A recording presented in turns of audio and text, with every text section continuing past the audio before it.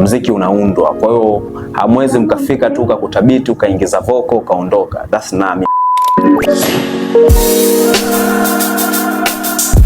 Mziki inabidi ucreate kuanzia melody, umeona, ya beat, melody ya wewe ya kuimba, utafute maneno mazuri, utengeneze story. Kwa unakuta hayo mambo yote mkiwa mna chemistry nzuri na producer, mnaweza mkafanya kwa pamoja kwa kushirikiana, Afrika jambo rahisi. Watu leo wakota na hizo kwanza nitakuwa mimi, hasa ni ushikaji gani kama unadanganya hadi muni? Unajua mimi ninapoandika kila nyimbo uwaga ina story ya maisha, kwa sababu mziki ni hisia, na kitu ambacho tunakisimulia ni kitu ambacho kina sisi kama wasanii, au ni kitu ambacho unakiona kwa watu ambao wanakuzunguka. Kwa hiyo tunajifunza kutokea huko. Afezo speedi zote za nini?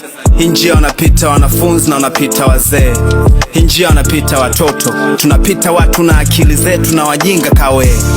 Jinga kweli, mtizame macho. Madogo kama hawa ni kichapa. Unasemaje anko? Wewe ndio kadima nazo. Wewe ndio mpimo mekani kufikia